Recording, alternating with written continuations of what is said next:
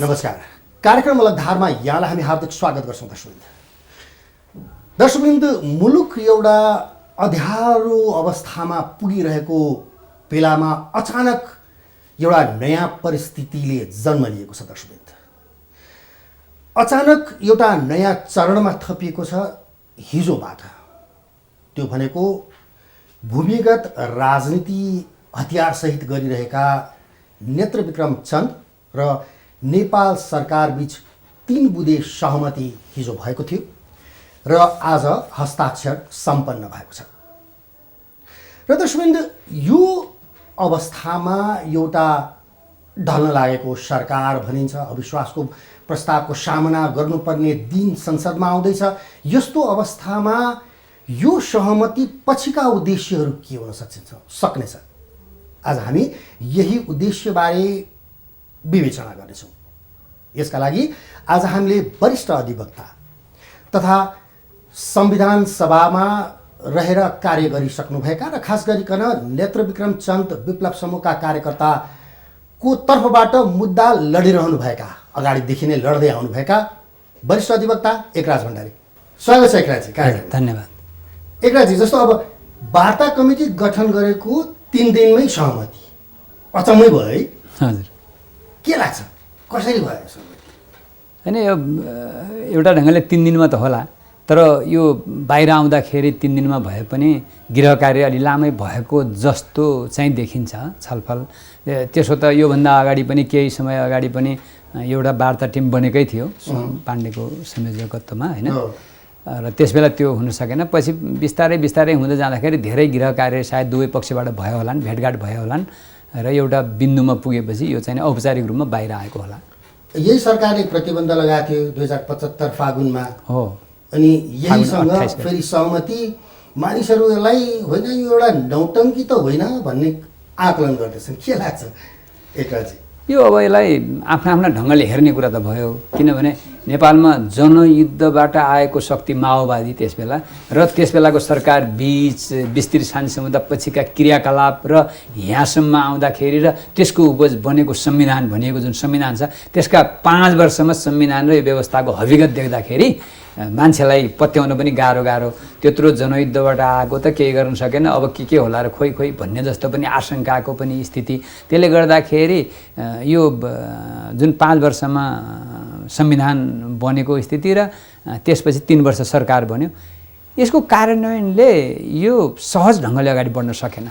यो सहज ढङ्गले अगाडि बढ्न सकेन। पहिलो कुरो, संविधानमा सबैको अपनत्व नै हुन सकेन। यसको कार्यान्वयनमा पनि सही ढङ्गले जान सकेन।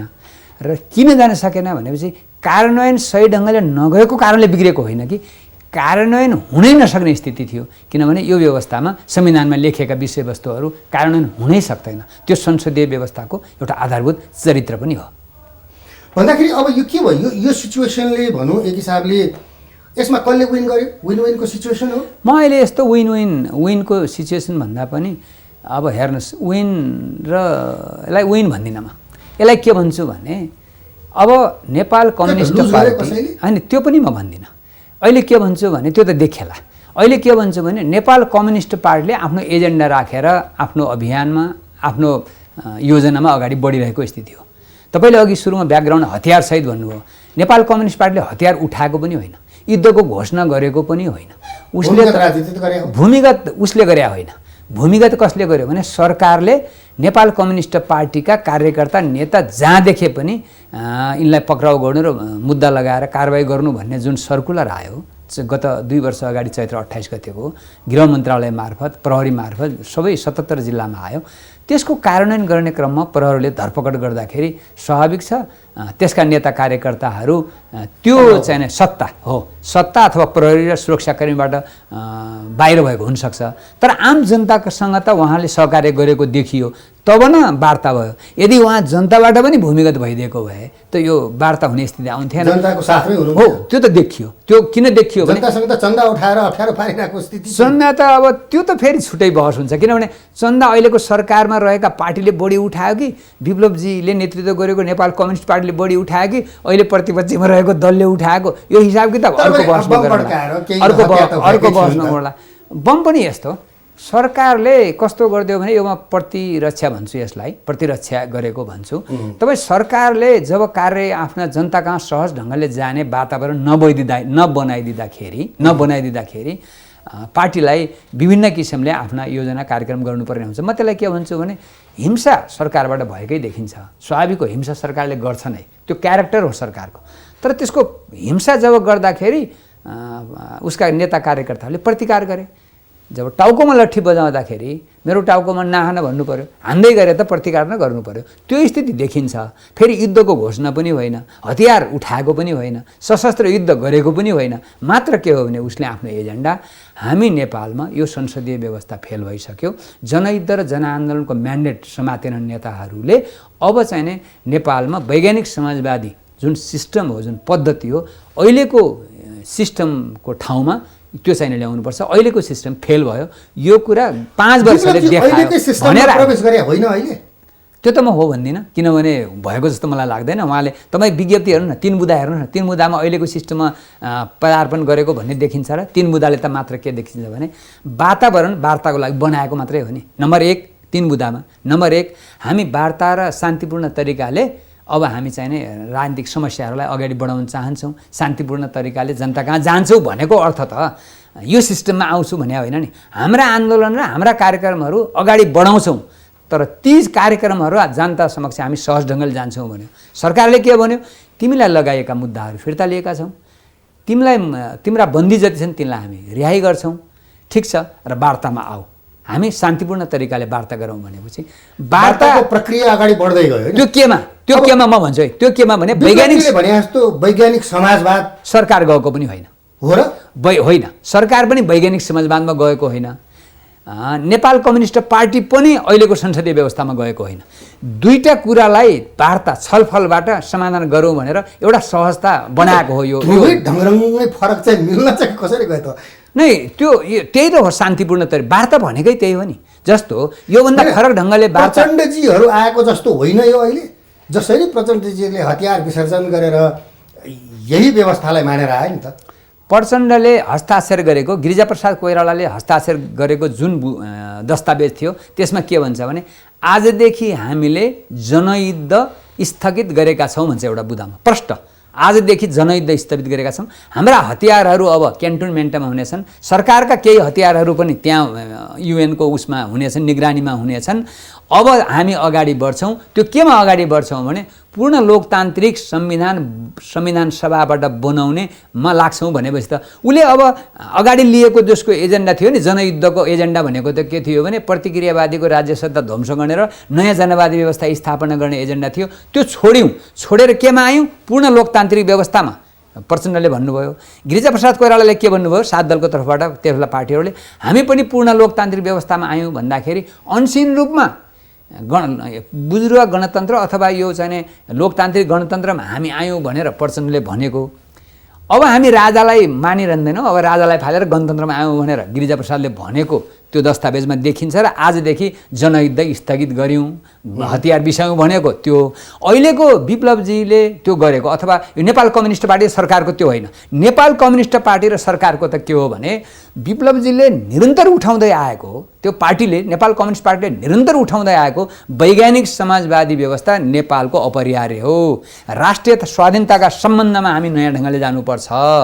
अब नेपालको समृद्धि र विकास गर्न नयाँ व्यवस्थाबाट अगाडि बढ्नुपर्छ भन्दाखेरि सरकारले त मानेन। कहाँ हुन्छ वैज्ञानिक समाजवाद व्यवस्था? समाजवाद उन्मुख व्यवस्थाको संविधान छ, यही संविधानलाई मान र यो संसदीय पद्धति हामीले मान्नुपर्छ। यसैमा स्वतन्त्र न्यायपालिका छ, यसैमा मानवाधिकार छ, यसैमा सार्वभौम सत्ता सबै यसैमा छ, यसै मान भन्दाखेरि दुवैका कुरा मिलेनन्। जब मिलेनन् त्यसपछि अलिकति कन्फ्लिक्ट भयो।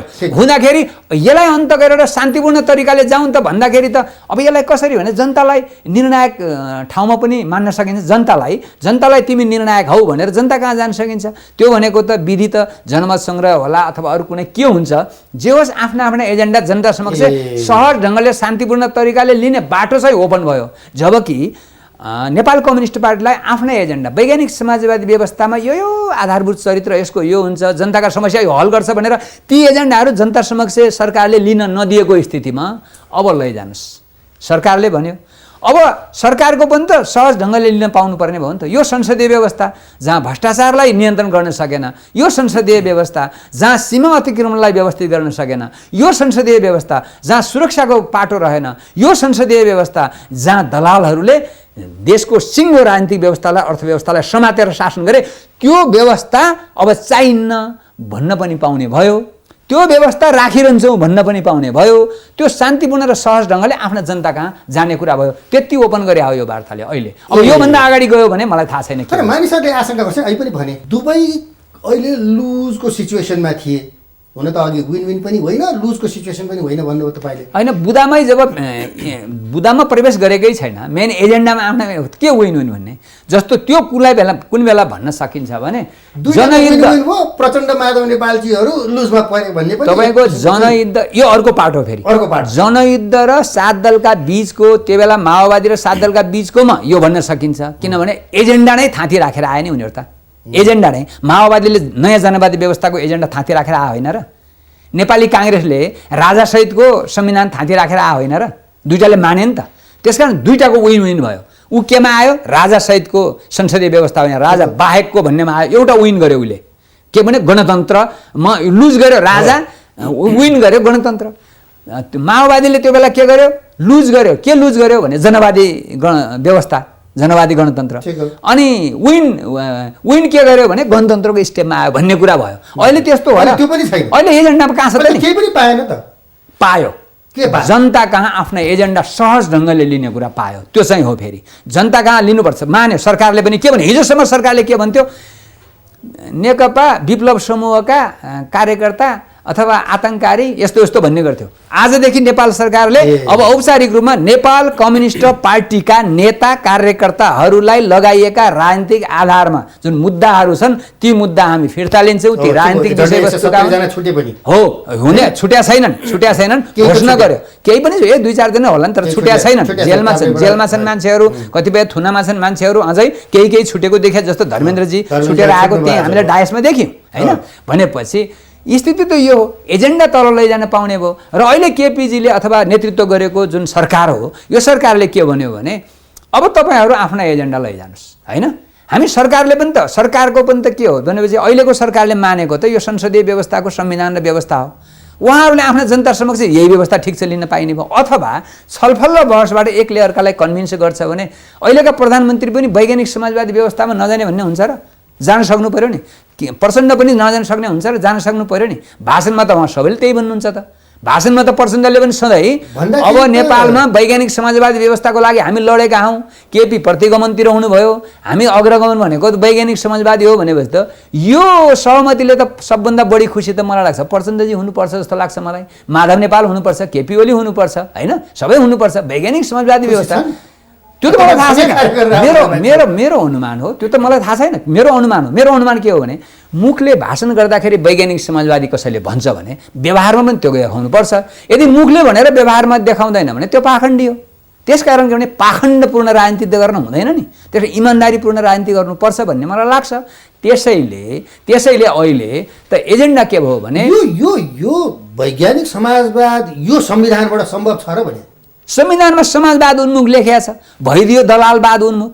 हेर्नुहोस् है, तर त्यसो भएर त संविधान रिराइट गर्नुपर्छ भन्ने प्रश्न उठ्यो। त्यसो भएर त यो संसदीय सिस्टमलाई नै फालेर नयाँ वैज्ञानिक समाजवादी व्यवस्थाको लागि एक्सर्साइज गर्नु पर्यो। त्यसका के हुन्छन्, त्यसको अर्थनीति के हुन्छ, त्यसको राजनीति के हुन्छ, त्यसको सामाजिक के हुन्छ, राज्यको संरचना कस्तो हुन्छ, यी सबै कुरामा त अब न ओपन भयो, अब न छलफल हुन्छ र आउँछ नि त। नेताहरूले ल्याउला नि त्यति कुराहरू। भन्दाखेरि त ऊ प्रचण्डजी माधवजीहरूले भने जस्तो यो प्रतिगमन हो भनेर अस्तिदेखि आन्दोलन गरिरहेको थियो नि, यो त मिल्न गयो। उहाँहरूको लागि त खुसीको कुरा हुनु पर्ने हो। मैले त त्यस्तो लाग्छ। यो प्रतिगमन हो, यो संविधान ध्वस्त पारे च्यात्दैछ यो केपी ओलीले भन्थे नि त, यो त मिल्न जान लाग्यो उहाँहरूका। मलाई त के लाग्छ भने यसले उहाँहरूभित्र अन्तर्विरोध देख्छु मैले। एकातिर भाषण गर्दाखेरि वैज्ञानिक समाजवादको लागि हाम्रो लक्ष्य लड्छौँ भनेर प्रचण्डले ठाउँ ठाउँ भाषण गरेको मैले पनि सुनेको छु। उहाँले त वैज्ञानिक संवादवादै भनिरहनु भएको छ। अर्कोतिर यही संविधानलाई च्यात्न लागे, यो संविधानलाई मिचियो, यो संविधानलाई दायाँ बायाँ चलाउन हुन्न, अक्षर छुन हुन्न, केही पनि गर्न हुन्न। क्यारेक्टर देखियो। यदि कसैले भन्छ भने प्रचण्डको होस्, माधव नेपालको होस्, अरू कसैको होस्, प्रधानमन्त्रीको होस्,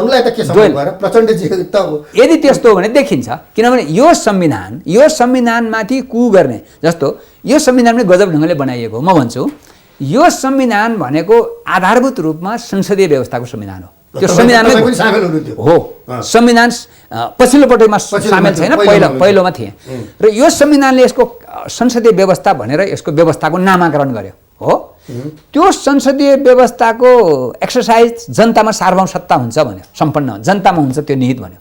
त्यसको सार्वभौम सत्ताको एक्सर्साइज विधि के हो भनेपछि निर्वाचन हो।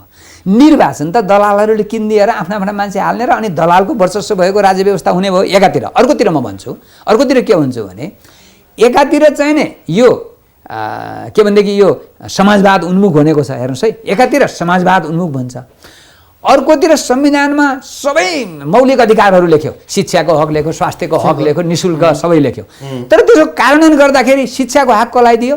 दलालहरूलाई दियो। ठुल्ठुला डनहरूले परिचालन गरिरहेका छन् शिक्षा क्षेत्र। हेर्नुहोस् है, अस्पताल के छ? ठुल्ठुला डनहरूले व्यापारी भइरहेछ भनेपछि व्यवहारमा एउटा भयो, सिद्धान्तमा एउटा भयो, संविधानमा एउटा भयो, व्यवहारमा एउटा भयो। किनभने यो किन भयो भने संसदीय व्यवस्थाको यो क्यारेक्टर हो। त्यसकारण व्यक्ति राम्रो भएर हुँदैन कि संस्था अथवा तपाईँको के भनेपछि सिद्धान्त अथवा विचारले निर्देशित भएको राजनीतिक व्यवस्था हुन आवश्यक हुन्छ।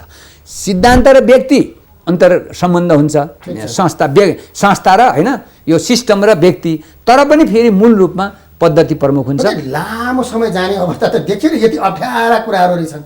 लामो समय त जान्छ, लामो समय जान्छ र त लामो समयसम्म किन दुःख पाउने? जनताले कम दुःख पाउनु भनेर नै मलाई के लाग्छ भने यो अपेक्षित थियो कि अनपेक्षित थियो? यो आजको भनौँ अब कसले कसरी बुझे हुन्छ मलाई थाहा छैन। म त अपेक्षा गर्थेँ, मेरो अपेक्षा के हो? यो सरकार ढल्ने अवस्थाको थियो, यता विप्लवजीवीहरूको पनि केही चलिरहेको अवस्था थिएन। मेरो शक्ति सञ्चय गरौँ भनेर चाहिँ अहिले तत्कालका लागि चाहिँ नि दुबईले आए, विन विन सिचुएसनमा। त्यो जसले एउटा सामान्य मान्छेले बुझ्ने कुरा के हो भने वार्ताको बेला आफ्ना एजेन्डाहरू जनता समक्ष लैजान्छ होइन। नेपाल कम्युनिस्ट पार्टीले आफ्नो सङ्गठन विस्तार गर्छ, नेपाल कम्युनिस्ट पार्टीले आफ्ना योजनाहरू कार्यान्वयनहरू व्यापक ढङ्गमा लैजान्छ। स्वाभाविक छ, त्यो सहज ढङ्गले लिने भनेकै छ त यो त सम्झौतामा। त्यसै गरेर सरकारले पनि आफ्ना कार्यक्रमहरू लैजाला। प्रतिस्पर्धा गर्नु पर्यो नि त, जनतालाई कन्भिन्स गर्नु पर्यो नि त। आम रूपमा भोलि पर्यो भने त जनतालाई निर्णायक पनि बनाउन सकिने। ढल्न लागेको सरकारले पात्र फेरेला। संसदीय व्यवस्था त उही हो। अहिले केपी ओली प्रधानमन्त्री हुनुहुन्छ, भोलि अर्को कुनै एबीसी प्रधानमन्त्री आयो भने सिस्टम त उही हो नि। सिस्टम त उही हो। के फरक पर्छ? के फरक पर्छ? अहिलेका प्रधानमन्त्री भोलि प्रतिपक्षमा बस्नुहुन्छ। प्रतिपक्ष भने सरकार भने त उही हो नि, सत्ता त उही हो नि, एउटै हो नि। भोलि शेरबहादुर देउवा आउनु होला, प्रचण्ड आउनु होला, माधव नेपाल आउनु होला, जसलाई नेपाली जनताले टेस्ट गरिसकेका छन्, सबैलाई प्रधानमन्त्री हेरिसकेका छन्। उहाँहरूलाई हेर्ने कुरा भयो। पालै पालो रोटेसनमा उहाँहरू आउनलाई के फरक पार्छ? सिस्टम त उही हो। त्यसकारण के भनेपछि यसले केही फरक पार्दैन। भोलि केपी ओली फेरि आउनुहुन्न भन्ने छ र एकचोटि जानुहुन्छ, एकचोटि आउनुहुन्छ, फेरि अर्को आउनुहुन्छ। यो पद्धतिभित्र यही नै हो, यसको आधारभूत कुरा यही हो चरित्र। त्यसकारण के भनेपछि यो जेसुकै होस्, नेपाल कम्युनिस्ट पार्टी जो विप्लवजी त्यसको नेता हुनुहुन्छ, उहाँहरूले सम्झौता अथवा यो हस्ताक्षर गरेको त यो संसदीय व्यवस्थाको संविधानले समाजवाद उन्मुख भन्यो, दलालवाद उन्मुख भयो। हामी वैज्ञानिक समाजवादी व्यवस्था ल्याउनको लागि प्रयत्नरत छौँ। हामी जनता कहाँ जान्छौँ? तिमीले रोक्न पाइँदैन। रोक्यौ भने प्रतिकार हुन्छ, त्यो त स्वाभाविक हो, त्यो जसले पनि बुझ्ने कुरा हो। त्यसकारण सरकारले पनि रोक्दिन भन्यो, उहाँहरूले पनि हामी पनि शान्तिपूर्ण तरिकाले जनता कहाँ जान्छौँ, आफ्ना कुराहरू लैजान्छौँ होइन, आफ्ना एजेन्डाहरू लैजान्छौँ भनेर भनेको स्थिति हो भने त यो त राम्रो लाग्यो मलाई त। यो हुनु त राम्रो। जनता कहाँ सहज ढङ्गले जाने कुरा राम्रो हो। कसैले तपाईँको प्रतिबन्ध लाउने कुरा पनि नराम्रो भयो। त्यसले त के भने कन्फ्लिक्टको माग गर्छ नि, त्यो त डरलाग्दो हुन्छ नि। जनताले दुःख पाइयो नि त। हामी त 10 वर्षको कन्फ्लिक्ट त सिद्धिँदैन भन्छ नि। त्यसको रूप तौर तरिका फरक हुने भयो नि। तपाईँलाई रातभरि निन्द लाग्ने किसिमको स्थिति अहिले के आयो? तपाईँलाई रातभरि निन्द लाग्ने किसिमका वस्तुस्थिति देखा पर्न थाल्यो नि त। गाह्रो भयो नि त। अहिले हेर्नुहोस् त बर्माको स्थिति हेर्नुहोस् त कस्तो बन्यो। जस्तो एकराजी अब भनौँ विप्लवजी, वैद्यजी अनि अस्ति आहुतिजीहरूको एउटा मोर्चा गठन भएको थियो। यो के भयो? हरायो? सिद्धियो? होइन, यो किन सिद्धिने होला र? यो त धोका दिनुभयो नि त वैद्यजी र त्यो त उहाँहरूको बिचमा कुरा पनि त भयो होला। त्यो त मलाई पार्टीको र सबै कुरा थाहा हुने भएन, तर उहाँहरूले त एउटा रणनीतिक मोर्चा भनेर बनाउनु भएको छ। उहाँहरू सबै मिलेर शान्तिपूर्ण तरिकाले आफ्ना एजेन्डाहरू, त्यो त के आहुतिजीले वैज्ञानिक समाजवादी व्यवस्था भन्नुभएको छ, किरणजीले वैज्ञानिक समाजवादी व्यवस्था भन्नुभएको छ, ऋषि कड्डेलजीले वैज्ञानिक समाजवादी व्यवस्था भन्नुभएको छ, विप्लवजीले वैज्ञानिक समाजवादी, सबै पार्टीहरूले उहाँहरूले वैज्ञानिक समाजवादी व्यवस्था भनेको कुरा आधारभूत रूपमा बोलेर उहाँको त मोर्चा बन्यो। अहिले त पार्टी एक त भएको होइन, पार्टी एक भएको होइन नि त, एउटै पार्टी भएको भए पो हजुरले भने जस्तै त्यो पार्टीसँग अहिले त नेपाल कम्युनिस्ट पार्टीसँग सरकारसँग दुवै पक्षको वार्ता भयो, एउटा आज सार्वजनिक रूपमा गर्ने कार्यक्रम भयो। त्यो त उहाँहरूको मोर्चा भन्ला भोलि त्यतिमै सीमित नरहला। यदि त्यो उहाँहरूको एजेन्डालाई स्वीकार गर्ने त त्यो त ठुलो शक्ति बन्छ नि त। अरू धेरैलाई उहाँले भनिसक्नु भयो नि, आधारभूत रूपमा हामीहरू चाहिने देशभक्ति राष्ट्रवादी शक्तिहरूलाई सबैलाई समेट्ने, अब हामी एकीकृत जनक्रान्तिको माध्यमबाट क्रान्तिलाई हामी अगाडि बढाएर हाम्रो रणनीति वैज्ञानिक समाजवादीमा जान्छौँ, त्योमा जाने, त्यसको लागि हामीले एकीकृत जनक्रान्तिको कार्यनीति अप्नाएर अगाडि बढ्छौँ भन्ने कुरा, त्यसको लागि बृहत मोर्चाहरू बनाउने कुरा, त्यसको लागि आम जनतालाई सुसूचित गर्ने कुरा, सङ्गठन गर्ने कुरा, गोलबद्ध गर्ने कुरा, त्यसै त हुँदैन होला नि त राजनीति, त्यसै त गर्न सकिँदैन होला नि त। त्यो त्यत्रो ठुलो वैज्ञानिक समाजवाद व्यवस्था त्यस्तै त हुँदैन होला नि त। त्यसकारण के भनेपछि राजनीतिक दलहरूले आफ्ना अभ्यासहरू गर्ने कुरा, जनता कहाँ जाने कुरा त्यो सहज बन्यो। त्यसको लागि यो जुन सहमति गरेका छन् सरकार र नेकपाले, नेपाल कम्युनिस्ट पार्टीले, यो वास्तवमा मलाई ठिकै लाग्छ। यसले किनभने यसले जनतालाई दुःख कम दिने भयो नि। भोलिका दिनमा यो सम्झौता यदि सरकारले यसलाई मिच्यो, ल सहज ढङ्गले तिमी जनता कहाँ, अब अहिले त के छ, जनता कहाँ गीत गाउन गएका कलाकारलाई समातियो।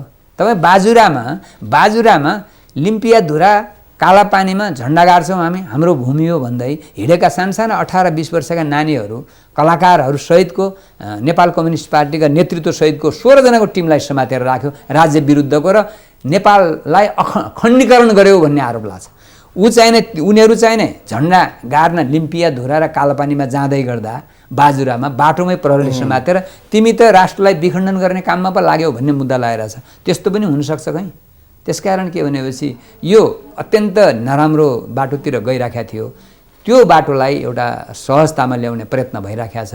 मलाई लाग्छ के भनेपछि म उहाँहरूलाई शुभकामना पनि दिन्छु। आफ्ना विचारहरू भनेपछि फेरि एकपटक जङ्गल पस्नुपर्ने स्थिति नआओस् होइन। जङ्गल त अहिले पनि पसेको मलाई लाग्दैन, किनभने जङ्गलै पस्या भए त आनन्द हुन्थ्यो नि, अहिलेको सरकारलाई मजै हुन्थ्यो नि। जङ्गल पस्ने, जनतासँग सहकार्य नगर्ने, उतै जङ्गलमै भन्ने होइन, त्यो त भएन नि त। जब जनतालाई उहाँहरूले सुसूचित गराउन थाल्नुभयो, जब जनता कहाँ एकाकार भएर जान थाल्नुभयो, जब सिंहदरबारमा एउटा पक्षहरू केन्द्रीकृत भए, तब आम ग्रामीण क्षेत्रमा उनका कार्यकर्ता नेताहरू फिजिएपछि त डर भयो त सत्तालाई कतै ढल्छ कि हाम्रो हाम्रो समाजवाद उन्मुख व्यवस्था ढल्छ कि भन्ने पिर भयो होला। तब नै उहाँलाई वार्तामा बोलाउनु भयो होला। मायाले बोलाएको जस्तो लाग्दैन मलाई। प्रधानमन्त्री निवास बालुवाटारभित्रै प्रवेश गरेर चाहिँ यसरी वार्ता गरेर हतारमा सिम्ट्याउँछ, अनौठो चाहिँ मानेको छ।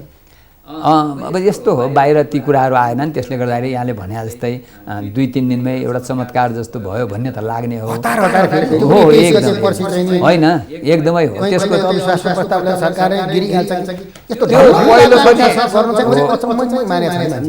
सरकार ढल्न लागेकोसँग नेपाल कम्युनिस्ट पार्टीले गरेको सहमति त म यसलाई केही अन्यथा ठान्दिनँ, किनभने सिस्टमको कुरो भयो नि त। अहिले प्रधानमन्त्री ओलीले यो देशको त प्रधानमन्त्री हो नि, जुन दिनसम्म प्रधानमन्त्री रहनुहुन्छ प्रधानमन्त्री नै हो होइन। किनभने अब त्यो त उहाँले यसलाई कसरी लैजानुपर्छ, यसलाई कसरी लैजानुपर्छ, अब त्यसो त म भन्न सक्दिनँ। किनभने संसदमा त अहिले यो नेपाल कम्युनिस्ट पार्टीको त केही लाग्दैन होला नि त, संसद त उहाँको विरोधी भयो। नेपाल कम्युनिस्ट पार्टीले भूमिका खेलेर अहिलेका प्रधानमन्त्रीलाई त्यहाँबाट सहज पारिदिने बचाउने हुन्छ जस्तो मलाई लाग्दैन। नेपाल त्यो कसरी होला र? नेपाल कम्युनिस्ट पार्टीको त त्यहाँ संसदमा भाग लिनु पर्यो, उसका हाम्रो सदस्य हुनुभयो, तब नै तिमीलाई भोट दिन्छौँ भन्ने कुरा। उहाँहरू त एउटा अभियान भारतले अलिकति पठाएर उहाँलाई केपी ओलीलाई अलिकति बलियो बनाउनलाई पठाएको हो भन्ने पनि छ नि। देशी विदेशी शक्ति लागेका छन् भन्ने कुरा बेला बेलामा आउँछ नि कुराहरू। बरु त्यो चाहिँ भन्दा मलाई एउटा के लागेको छ भने अहिलेसम्म सबै खालका यस्ता सम्झौताहरू सीमा पारतिर हुने गर्थे, दिल्लीतिरै गर्थे। अहिले यो सम्झौता नेपालमै गरे हुनाले र अलिकति यताउताको लाजिमपाटसम्मको पनि त्यहाँ कतै फोटोसोटोमा नदेखा हुनाले अलिक खुसी लाग्छ। तपाईँले भने जस्तै भोलि कहीँ पुष्टि लैन्चहरूको होइन, 7 चोटि समातिएपछि चाहिँ भयो। योभन्दा अगाडि 6 चोटि गइसकेको थियो, 7औं चोटिको तपाईँले पक्रिनु भयो भने अब तपाईँले के भने अब अगाडि चाहिँ नै गलत कार्यहरू भएछन्, यस्ता किसिमका सिम्टमहरू देखिन थालेछन् भने त राष्ट्रियताको सवालमा जहिले पनि तपाईँ हामी बुद्धिजीवी पत्रकार होइन वकिलहरूले विरोध गरौँला। अब अहिले नै आशंका गरिहाल्ने ठाउँ किन देखिँदैन भने विगतमा सबै दिल्लीतिरै हुने गरेको थियो। बरु एउटा विप्लवजीको पार्टी नेपाल कम्युनिस्ट पार्टीले उठाएको विषय के हो भने विगतदेखि नै नेपालको आन्दोलन तर त्यसलाई बिट मार्ने काम इन्डियामा गएर गर्ने जुन निरन्तरता छ त्यो निरन्तरता तोड्नुपर्छ भन्ने कुरा उहाँको एजेन्डै थियो। उहाँले यो चाहिँ ठिकै जस्तो लाग्यो। अब यो सीके राउतजीको थियो नि पृथकतावादी अभियान जुन होइन त्यो र हाम्रो विप्लवजीको फरक के हो? यो त फरक होइन, केही सामिप्यता छ कि छैन भन्नुहुन्छ भने भन्न सकिन्छ। कुनै पनि सामिप्यता छैन। फरक भनेको त अलिअलि मिल्दोजुल्दो भयो फरक हुन्छ। कुनै सामिप्यता साइनो कुनै त्योसँग दाँच्ने कुनै हिसाबले हुँदैन नि। यो फरक विषय हो, त्यो फरक विषय हो। अब एउटा कुरा, अब 23 गते बस्दैछ होइन संसद, तपाईँ वरिष्ठ अधिवक्ता हो। हजुर, अब केबाट सुरुवात हुन्छ? प्रधानमन्त्रीको स्थिति मजबुत भाव हो कि बलियो अदालतको निर्णयपछि कमजोर हुनुभयो? नै त्यो त यस्तो छ, पार्टीको आधिकारिताको लागि निर्वाचन आयोगमा पनि विचाराधीन विषयवस्तु छ। निर्वाचन आयोगले छिटो गर्नुपर्छ भन्ने एउटा प्रेसर पनि भइराखेको छ एकातिर। अर्कोतिर प्रचण्ड र माधव नेपाल समूह जुन छ उसले आफूतिर बहुमत छ भनिराखेको स्थिति छ। अर्कोतिर प्रधानमन्त्री उहाँको आफ्नो छ भनेपछि यसले त त्यो त के हुन्छ भनेपछि भोटिङ हुन्छ, त्यहाँ प्रस्ताव आउला, प्रस्ताव एउटा कानुनसम्मत तरिकाले त्यहाँ दर्ता हुन्छ, त्यसपछि प्रस्तावमा भोटिङ हुन्छ। त्यसपछि अगाडि म अलिकति जान चाहेँ। जस्तो के छ भने दुईटा कुरा, एउटा प्रधानमन्त्रीको लागि शेरबहादुर देउवालाई प्रधानमन्त्री अफर गर्ने गरी अविश्वासको प्रस्ताव लैजाने संसदमा भन्ने कुरा पनि चलिरहेछ माधव नेपाल र प्रचण्ड पक्षबाट। र अर्को चाहिँ नि एउटा अविश्वासको प्रस्ताव योभन्दा अगाडि 5 गते राखिएकै छ होइन, त्यसमा हाम्रो प्रचण्डलाई प्रधानमन्त्रीको प्रस्तावका सहित अविश्वासको प्रस्ताव अहिले तत्कालीन प्रधानमन्त्रीको विरुद्ध गएको छ। यो दुईटाको के हुन्छ? होइन, यस्तो छ, मलाई के लाग्छ भनेपछि यो अहिले दुवै पक्षले रसारसी त गरिराखेका छन् होइन, बहुमत अर्कोतिर छ भन्ने देखिराखेका छ। अहिले त यो संविधान कानुन पनि कता पुग्यो जस्तो लाग्छ मलाई। त्यस कारण म एउटा सबै निरन्तर रूपमा के भन्छु भने यो व्यवस्थामा संविधान र कानुनलाई मानिँदो रहेनछ। जो बलियो भयो उसको पक्षमा संविधान र कानुन हुने रहेछ। एकदमै तपाईँ के देखिन्छ भनेपछि संविधान अनुसार त चलेन नि त। मैले एउटा अघि नै भन्न खोजेको थिएँ, अहिलेको व्यवस्था कस्तो भइदियो भनेपछि उड जस्तो भइदियो कि यो पार्लियामेन्ट व्यवस्था हो। पार्लियामेन्टका आधारभूत चरित्रहरू हुन्छन् नि, त्यो भनेको त प्रधानमन्त्रीलाई पावरफुल बनाउनु त हो नै होइन। तर त्यो कुरा के झिकियो भने प्रधानमन्त्रीले संसद विघटन गर्ने कुरा संविधानमा राखिएन। 1 वर्षपछि फेरि अर्को अविश्वास प्रस्ताव राख्न पाइन्न भन्ने राखियो। 2 वर्ष त्यो संसदीय व्यवस्थाको आधारभूत चरित्रको खिलाफ हो। त्यो झिक्दाखेरि यो संसदीय व्यवस्था सुधारिएको भयो र यसको बनावट नै बनाउँदाखेरि नै सुधारिएको संसदीय व्यवस्था बनियो। जसरी पञ्चायत सुधारिएको भनिन्थ्यो, पञ्चायत जब सुधारिने ठाउँमा पुग्दाखेरि पञ्चायत ध्वस्त भयो। यो संसदीय व्यवस्था पनि जब सुधारिएर अगाडि आयो त्यसो भएर 5 वर्षमै यो चाहिँ छताछुल्ल भएर आयो। यसको पनि आयु धेरै लामो हुन्छ जस्तो मलाई चाहिँ लाग्दैन यसो हेर्दाखेरि यो व्यवस्थाकै, किनभने यो त सुधारिएको आयो नि। त्यसपछिको व्यवस्था यसको मौलिक आएन। मौलिक केवल मौलिक फेल भयो। नेपाल मात्रै होइन, दुनियाँमै मौलिक जुन छ नि पार्लियामेन्टको लोकतन्त्र प्रजातन्त्रको विकल्प छ। त्यो लोकतन्त्रको विकल्प लोकतन्त्र नै हुन्छ शाब्दिक रूपमा। प्रजातन्त्र भन्ने हामीले जुन भन्यौँ त्यो शब्द नभनौँ, त्यसलाई कसैले जनवादी भन्छन्, जनवाद भन्छन्, कसैले गणतन्त्र भन्छन्, कसैले जनतन्त्र भन्छन्, कसैले लोकतन्त्र भन्छन्, भाषा जे होला। तर सारमा जनता सार्वभौम सत्ता सम्पन्न हुने कुराको विकल्प अबको राजनीतिक व्यवस्थामा हुन सक्दैन। त्यही नै हो। त्यसलाई कसरी अगाडि बढाउने भन्ने हो। अहिलेसम्म हामीले 7 सालदेखि हामीले नेपालको संविधान बनेदेखि अहिले सबै संविधान त हेऱ्यौँ त हामीले, सक्सेस त भएन त अहिलेसम्म बनेका। त्यसैले गर्दाखेरि पार्लियामेन्ट सिस्टम नेपालमा पनि फेल भएको सिस्टम हो, विश्वमै यो फेल भएकै सिस्टम हो। सुधार्न थालियो, सुधार्दाखेरि त राम्रो मौलिक खालका तिनी पूर्जाहरू ल्याएर फिट गरे भए पो हुँदो त। सुधार्ने त सुधार्यो। जब तपाईँको कुनै गाडीमा मेसनरीमा नयाँ पार्ट पूर्जा अर्कै हाल्नुहुन्छ त्यो पार्ट पूर्जा चल्दैन नि त, त्यो इन्जिन चल्दैन नि। अब पार्लियामेन्ट जब सुधारिएको स्थितिमा पुग्यो, त्यो पनि वैज्ञानिक ढङ्गले होइन, टालटुले र सामान्य मिस्त्रीले किला काँटाहरू चाहिँ फिट गर्न थाल्यो भने यो अब लखतरान पर्यो, यो अगाडि बढ्न सक्दैन। अब वैज्ञानिक समाजवादी राज्य व्यवस्था भनेको के हो त्यसलाई निर्क्योल गर्ने कुरा र त्यसलाई मूर्तिकृत गर्ने कुरा, त्यसलाई एकदमै क्लियर गरिदिएर जनता समक्ष यदि लिन्छ भने नेपाल कम्युनिस्ट पार्टीले त्यो लिनुपर्छ भन्ने मलाई लाग्छ। त्यो यदि सकेन भने ऊ पनि फेल हुन्छ, ऊ पनि फेल। कुरा मात्रै गरेर नारा मात्रै लाएर त हुँदैन नि त, लिनु पऱ्यो नि। उसको अगाडि पनि ठुलो जिम्मेवारी हो। त्यसैले उसले अस्ति वार्ता गर्दाखेरि पनि हामी त जनताप्रति र देशप्रति राष्ट्रप्रति जिम्मेवार छौँ। सरकार यदि जिम्मेवार छ भने बसौँ, छलफल गरौँ, बहस गरौँ, सामाजिक विषयमा छलफल गरौँ, राजनीतिक विषयमा छलफल गरौँ, होइन, राष्ट्रिय स्वाधीनताको विषयमा छलफल गरौँ। ल आवश्यक पर्छ भने जनतालाई निर्णायक बनाउने पनि विधि सोचौँ भन्ने त उसले भन्यो त अस्ति। हस् एकराजी, आइदिनुको धेरै धेरै धन्यवाद। धन्यवाद। हस् त दर्शकवृन्द, उहाँ हुनुहुन्थ्यो वरिष्ठ अधिवक्ता एकराज भण्डारी। अलगधारसँग कुरा गर्दै हस् त आजको अलगधारको निर्धारित समय पनि सिद्धिसकेका छ। आगामी हप्ता पुनः उपस्थित हुनेछौँ। नमस्कार।